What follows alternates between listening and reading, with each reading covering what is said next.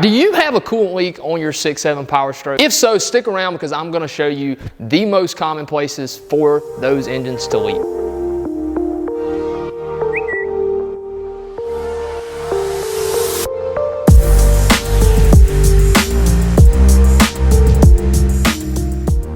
What's going on YouTube? Welcome back to the channel. If you're new here, my name is Mason and I am a Ford technician who specializes in the best way to bend customers over. Did I really just say that? Did I say that?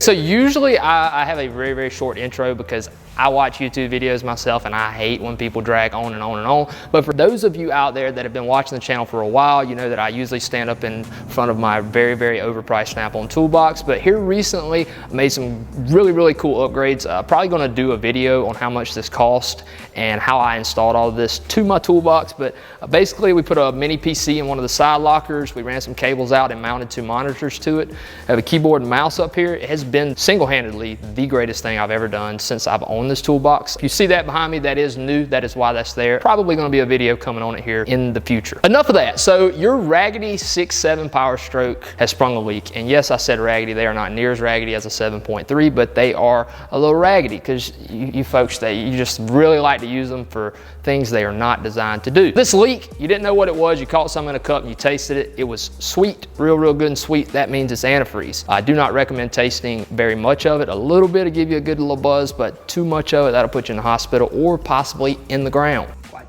Full disclosure, please don't drink antifreeze. That was seriously a joke. Believe it or not, there are some very common places for coolant leaks to spring up on these engines. The absolute most common place for coolant to leak on a 6.7 PowerStroke that I can think of is the water pump. The water pump on the 6.7 is pretty difficult to change. It is most certainly not one of my favorite things to do. There are several things in the way for changing this water pump, and even after you remove that fan shroud, and the fan clutch, and the pulley block, you still have to deal with the battery harness that Ford has been running right across the top of the radiator for 30 years. They decided, no, that's not good enough. We need to go down, around, and right in front of the front cover and the water pump. So thanks, Ford. Labor-wise, this job calls for about 5 hours to remove and replace that water pump. Most experienced Ford techs could probably have that thrown on in 3 to 4 hours, unless you work for Ford. If you're listening, you work for Ford. If you have anything to do with labor times, it takes us at least 9 to 10 hours to do this water pump. So please don't take that and take down the already low water pump replacement time that you had. I think warranty pays like 3.5 hours or something like that. So this water pump, new from Ford, cost,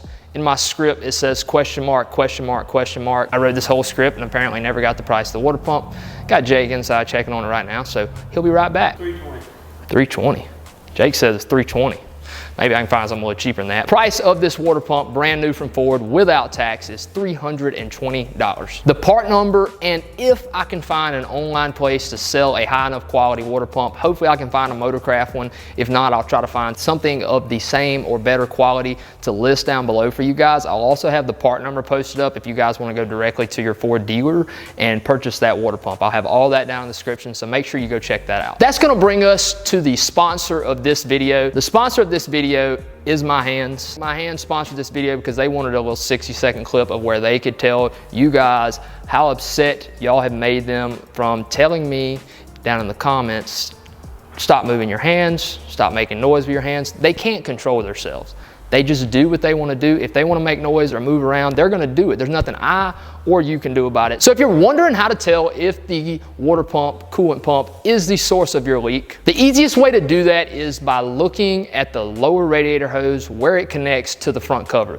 The water pump pulley is located right above this, and the weep hole is actually located right above this. So what you're going to notice is water dripping down, and it's going to be coming down off the bottom of the lower radiator hose and dripping down onto your suspension components, steering components, or probably the ground. Please do not replace the lower radiator hose if you see water there. I 99.9% guarantee the lower radiator hose is not leaking. I've never seen one leak on a 6.7 engine. It is most always the water pump is leaking above from the weep hole and seeping down onto that lower radiator hose. So there are a few differences about the water pump on these 6.7 engines. The 11 to 16 models did not have the fitting that goes into the water pump. There's like a O-ring fitting that slides in to the water pump, and then on the other end of that you have a quick connect for a hose. I don't remember exactly where those hoses run. I think they're a transmission cooler, or maybe they run up to the heater or something like that. I don't know where they go, but you do have 2 extra hoses on the 17 ups. That's going to be the difference in the water pumps. So there's going to be 2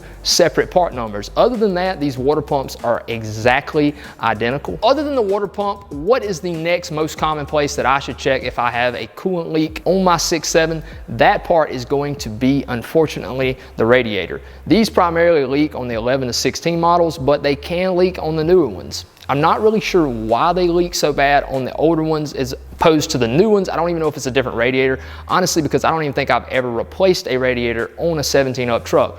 But especially the early 11, 12, 13 trucks and all the way up to the 16s had radiator problems all the time. I've replaced a ton of them over the last 9 or 10 years. So the radiator usually leaks from the crimps on the driver's side where they crimp the metal around the plastic down at the bottom, or I've seen a few leak at the drain cock where you're supposed to drain the radiator, or yeah, I don't know what else you do with a drain cock, but drain the radiator. Yeah, it's down there. Driver's side of the vehicle is located right at the bottom, but most of the time it's leaking from those crimps where the metal crimps around the plastic on the outside of it. And for some reason, it's always the driver's side. I don't really know why, but it is. From all the ones that I've seen over the years, this is generally a very small leak, especially when compared to the water pump or other leaks on this engine. The radiator is usually going to seep out very, very, very slow, but over time, it still will leak all of your coolant out, especially because it's on the bottom of the radiator and it's not high up in the system. So when you get pressure on this thing, it can push a lot of coolant out. So if your radiator is leaking, I would highly recommend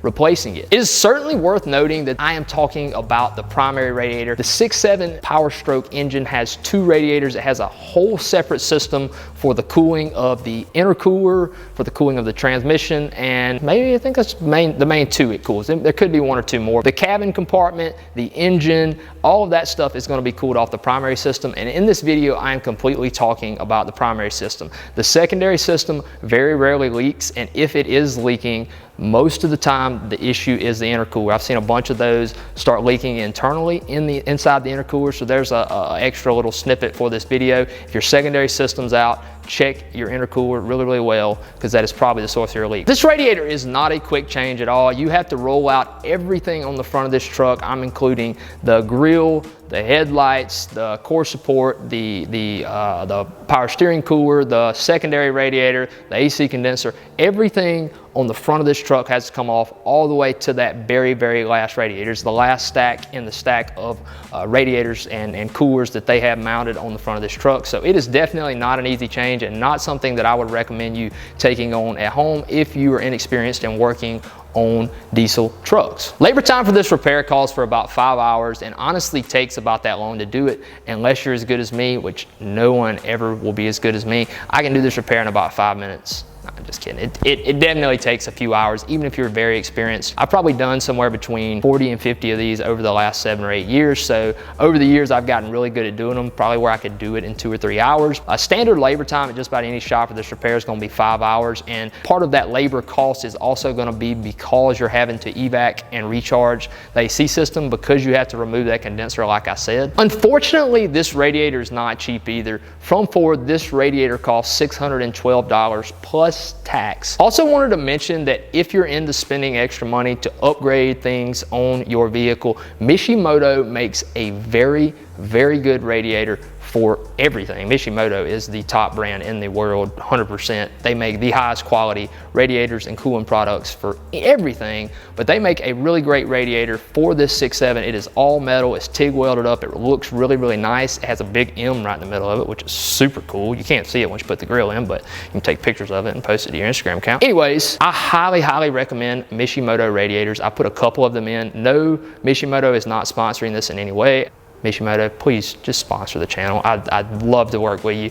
I will reach out to them, hopefully see if I can get maybe a discount code for you guys if you're wanting to order that on Amazon, but I'll have Mishmoto ones linked up below, along with all the tools and necessary other things that you're gonna need for doing this repair if you're planning on taking it on at home. But like I said earlier, please, please, please do not get yourself in a bind, because this is a really, really big repair. Mishmoto, I've emailed you 19 times. Respond to my emails. Please, I'll probably pay you to send me some stuff. I'll even pay for it.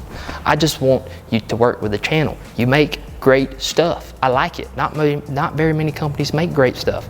rest of it comes from China and it's junk. Y'all's is good. Please respond to my emails if you're watching this. Hashtag Mishmoto down in the comments. All right, so last up in our line of most common coolant leaks on the 6.7 is the dreaded turbo coolant fittings. If you own a 3.5, you probably you probably just turned your phone off when you heard me say that. Coolant fittings on the 3.5 that are so common to leak, which I've made numerous videos on, are actually on the early build 6.7s. It's almost the exact same fitting. I think actually a couple of the part numbers for the fittings actually do cross over, and it's the exact same fitting, so they leak just the same way. On the 6.7, the 2011 to 2014 and a half engine, they revised the turbos in 2014 midway through the year, so the late build 2014s I believe and the 2015s up have a different turbo with a normal O-ring fitting. So if you have a 15 up truck, you do not have to worry about these coolant fittings leaking. But if you have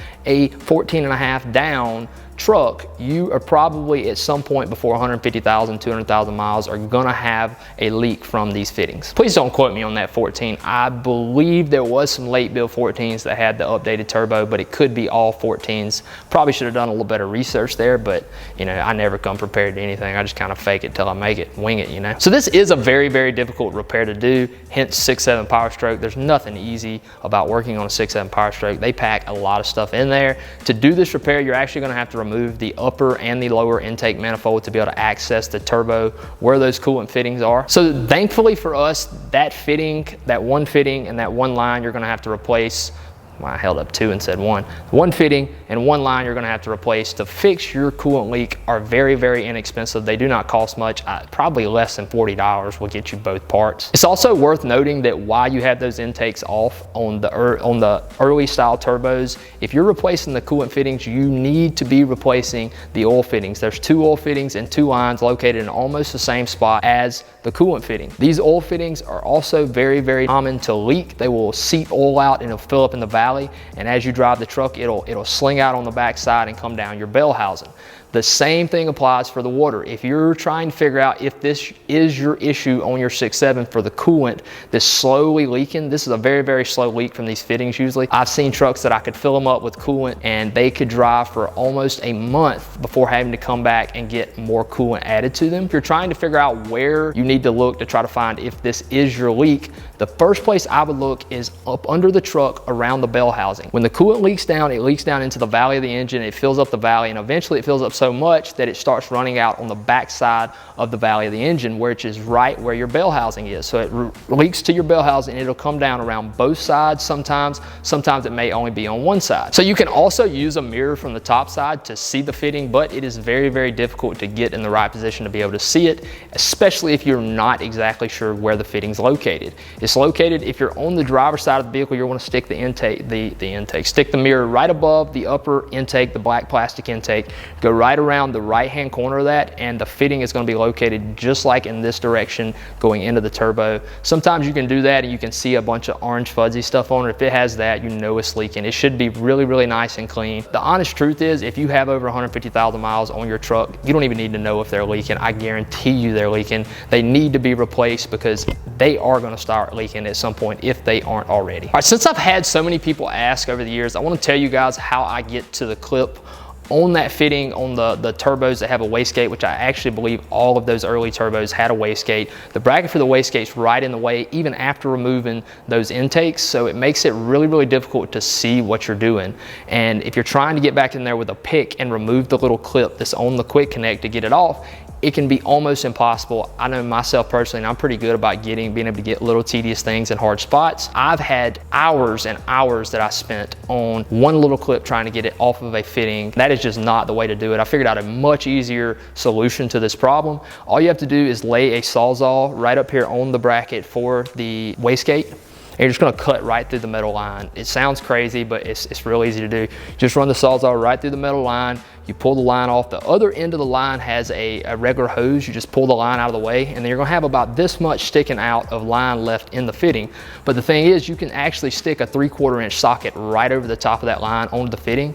You just remove the fitting with that socket and pull it right out. You wanna be real careful when you're removing it though, because that fitting is aluminum, and if you drop it, you are not gonna be able to grab it with a magnet. I've lost a couple of them over the years that are probably still riding around in the valley of somebody's engine. All right guys, that is our most common coolant leaks on the 6.7 PowerStroke. I hope this info helped you understand what the most common coolant leaks is on the 6.7, and maybe, just maybe, sometime down the road, it will help save you some time, money, and energy. Let me know down in the comments what some of you guys' experiences have been with coolant leaks on a 6.7 PowerStroke. I would love to hear from some of you guys. If you haven't already, make sure you like the video. That really helps support the channel. It's free and it's super easy to do. Just hit that like button for me. And if you haven't already, if I haven't convinced you that you're gonna get useful info out of this channel, I don't know what else to tell you. Just hit the subscribe button just because I said so. Just go do it. If you made it this long in the video, you're not subscribed, man, what are you doing? Just hit the red button, hit the like button, and comment. Help